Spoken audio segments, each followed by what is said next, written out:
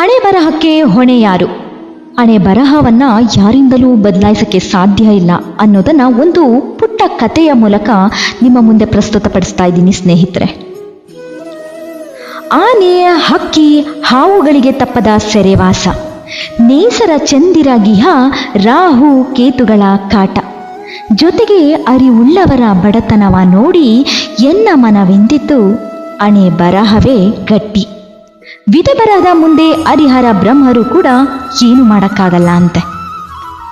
ಇಡೀ ಬ್ರಹ್ಮಾಂಡವನ್ನೇ ಬಿಡದ ಹಣೆ ಬರಹ ನಮ್ಮಂಥ ಸಾಮಾನ್ಯ ಜನರನ್ನ ಬಿಡುತ್ತಾ ಸ್ನೇಹಿತರೆ? ಅಂದ್ರೆ ಬ್ರಹ್ಮ ಸೃಷ್ಟಿ ಕಾರ್ಯಕ್ಕೂ ಮೊದಲು ವಿಧಿ ದೇವತೆಯನ್ನ ಸೃಷ್ಟಿ ಮಾಡ್ತಾರಂತೆ. ಕಾರಣ ಎಲ್ಲ ಕಾರ್ಯಗಳಿಗೂ ಒಂದು ನಿಯಮವಿರ್ಬೇಕಲ್ವಾ?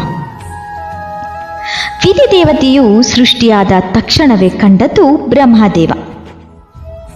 ವಿಧಿ ದೇವತೆಯ ಕೆಲಸ ವಿಧಿ ಅಂದ್ರೆ ನಿಯಮ ಬರೆಯುವುದು.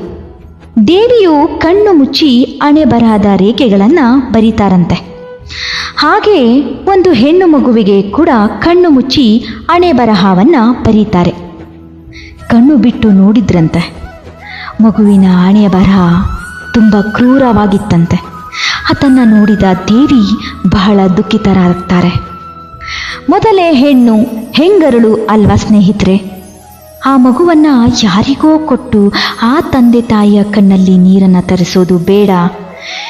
ಇಷ್ಟು ಕೆಟ್ಟದಾಗಿ ಹಣೆ ಬರಹ ಇರುವಂತಹ ಮಗುವನ್ನ ನಾನೇ ಸಾಕ್ತೀನಿ ಅಂತ ಹೇಳಿ ಅವಳಿಗೆ ನಾನು ಯಾರೆಂದು ತಿಳಿಯೋದು ಬೇಡ ಅಂತ ತಾಯಿ ಮಗುವಿನೊಂದಿಗೆ ಧರೆಗಿಳಿತಾರಂತೆ. ಸಾಮಾನ್ಯ ಮಗು ದೇವಲೋಕದಲ್ಲಿ ವಾಸಿಸೋಕ್ಕೆ ಆಗಲ್ಲ ಅಲ್ವಾ? ಹಾಗಾಗಿ ಭೂಲೋಕದಲ್ಲಿ ವಾಸಿಸಲು ದೇವಿಯು ನಿರ್ಧಾರ ಮಾಡ್ತಾರಂತೆ. ಮಗುವಿನೊಂದಿಗೆ ಒಂದು ಕಾಡಿನಲ್ಲಿ ಸಾಮಾನ್ಯ ಜನರಂತೆ ವಾಸಿಸೋಕೆ ಶುರು ಮಾಡಿದ ದೇವಿ ತಮ್ಮ ಕೆಲಸವನ್ನ ಕೂಡ ಮರೀಲಿಲ್ಲ. ಮಗುವು ಮಲಗಿದ್ದ ಮೇಲೆ ಆ ವೇಳೆಯನ್ನ ತಮ್ಮ ಕೆಲಸದಲ್ಲಿ ಪಾಲ್ಗೊಳ್ತಾ ಇರ್ತಾರೆ. ಹಲವು ವರ್ಷಗಳು ಕಳೆಯುತ್ತೆ. ಮಗಳು ದೊಡ್ಡವಳಾಗ್ತಿದ್ದಾಳೆ.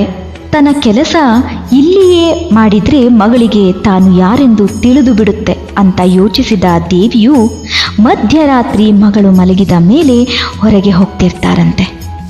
ಒಮ್ಮೆ ಮಗಳಿಗೆ ಎಚ್ಚರವಾಗುತ್ತೆ. ಅಮ್ಮ ಅಮ್ಮ ಎಂದು ಕರೆದ್ರೂ ಅಮ್ಮ ಬರಲಿಲ್ಲ. ಇದು ತುಂಬ ದಿನಗಳು ನಡೆಯುತ್ತೆ. ಹಾಗೆ ಇದು ಮುಂದುವರಿತಾ ಹೋಗುತ್ತೆ. ಮುಂದೆ ಮಗಳ ಅನುಮಾನ ಎಲ್ಲಿಯವರೆಗೆ ಹೋಗುತ್ತೆ, ದೇವಿ ಯಾರೆಂದು ಮಗಳಿಗೆ ತಿಳಿಯುತ್ತಾ ಅನ್ನೋದನ್ನ ಮುಂದಿನ ಎಪಿಸೋಡ್ನಲ್ಲಿ ತಿಳಿಯೋಣ. ಅಲ್ಲಿಯವರೆಗೂ ಧನ್ಯವಾದಗಳು.